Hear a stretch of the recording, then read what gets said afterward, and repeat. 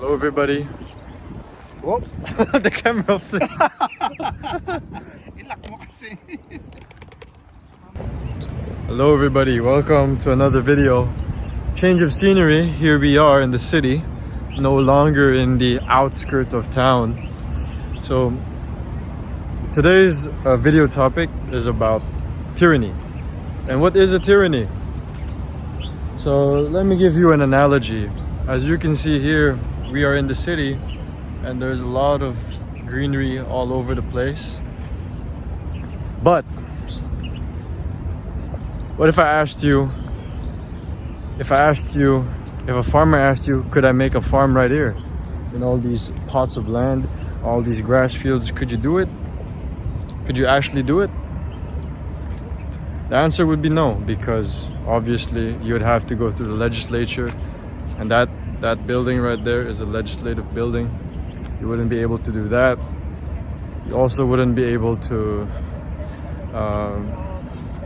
get the paperwork if you're a lowly peasant, especially in our day and time where you need to have the right education, the right social standing, the right amount of money, so on and so forth. And what not many people know is that is actually a form of tyranny in itself, in where the government has sort of blockaded and made it hard for people to access land, made it hard for people to access wealth, made it hard for people to access things which were previously free and which you don't pay for. And that itself is a form of tyranny. And when the many have this hive mind, collective consciousness, is actually the tyranny of the many.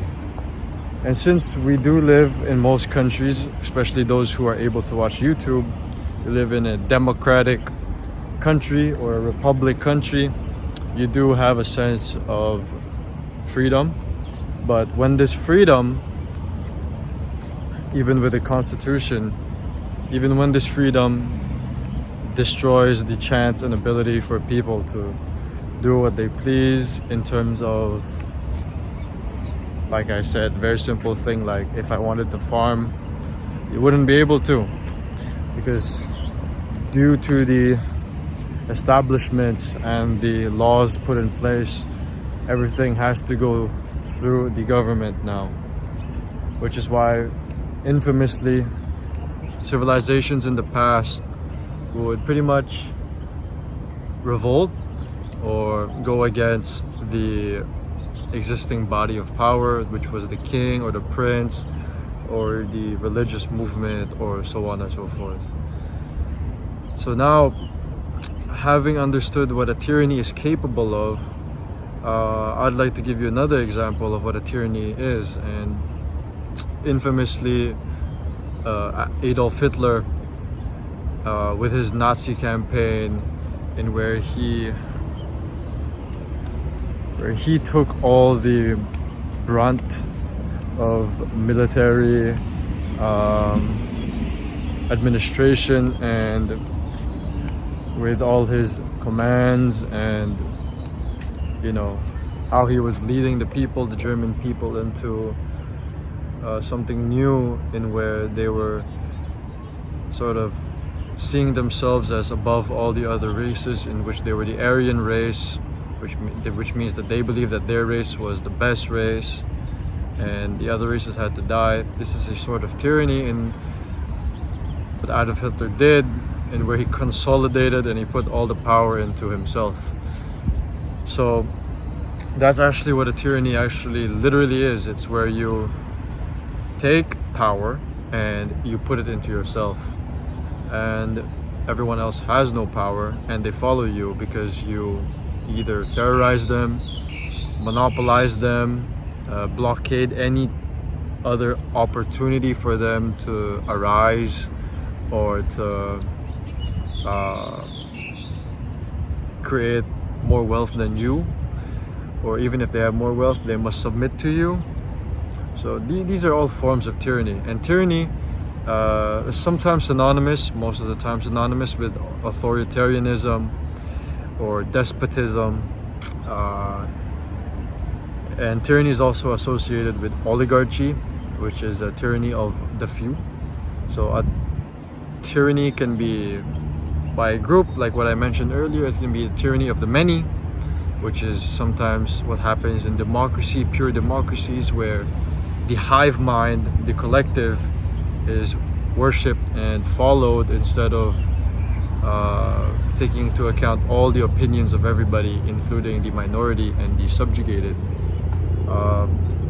Then you have the tyranny of the few, which is oligarchy, and you have the tyrant, the tyranny of the one, right? The tyranny of the single.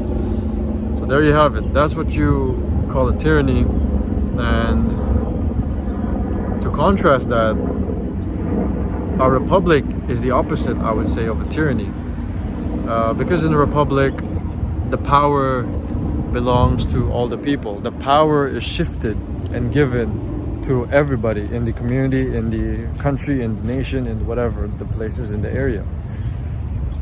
So in a republic, to contrast it with a democracy, it has a constitution in which the people are given rights and laws in a book or in a piece of paper, and these laws protect them. They protect not only the individual, but they also protect the minority groups, the majority groups. They also protect the nobility and the governing powers, right? So everybody has their rights.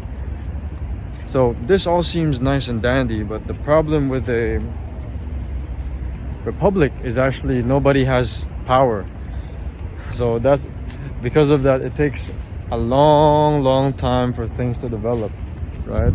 And because it takes a long time for things to develop, sometimes in a republic things go awry, things go bad, such as in the case of the Philippines. It is a democratic republic. We vote in our president, but somehow things are horrible, you know? It's a free country, but because of being free and everyone having their own opinion and everybody's protected, things are slow. Decisions take so much time. Paperwork takes 1,000,000 days, and pretty much you don't get to develop anything in your country. You don't get to develop things speedily. And also the governments, they abuse this wealth, they abuse this power, and that's what ends up happening to a country which is fully democratic and fully republican. And if you add this with liberalism and a sort of divorce from traditional values, you get pretty much what liberal America is, what Europe is now, what France is, and you start to have the problems of immigration, loss of identity, loss of culture, disruption of the societal values, disruption of the unity of the people. So it's really bad when you have things which are too free, right? And things which are too free leads people to become slaves of their own choices, in which they don't even know what to choose anymore. And what I mean by that is, for example, if pleasure, which is what is happening today, if pleasure is free, but somehow working honestly, working for your living, working for your own food is not free. For example, living in a city, you can get everything, you can get anything, but you don't get the nature life, you don't get the farm life, you don't get to make your own food necessarily, you don't get to grow your own crops necessarily, or you don't have your own animals.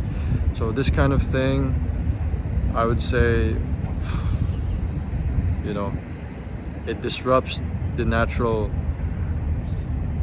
lifestyle of a human being. And like I said, some things are meant to be done by people, and if you take that away, then, you know, people start to look for things in pleasurable getaways. They start to look for things in quick getaways. They start to look for things in I would say pornography, drugs, quick hits, alcohol,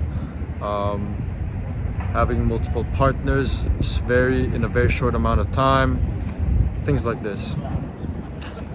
So too much freedom is not good, but also no freedom is not good. So that's the difference between tyranny and extreme freedom of rights, right?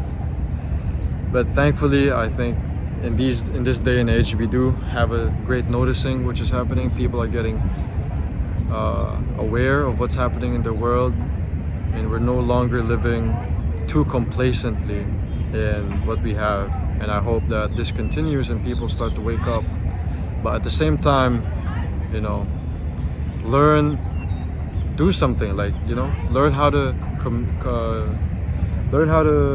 contribute to the society, learn how to do work, learn how to do honest work, and learn the game, learn the system. It's not always about conspiracies or always about theories. The theories have to be put in practice for it to really be effective, right? It's like basketball. I could talk about basketball all day, but if I don't go out and practice and shoot and do what I do, it's totally useless, right? It's all just figurative and imaginative, right? Only when put into practice is it actually useful, right? So, Tyranny and the Republic, I hope you guys got something from that. Maybe if you guys are interested, I'll make another episode in the next episode. Maybe we can speak about the Republic more and the story of Horatius Cocles, the guy who stood for Rome. But I think today's video is adequate, pretty good for the topic that I want to discuss today. So, having said that, thank you guys for watching. Like, comment, subscribe. See you guys on the next episode. Peace.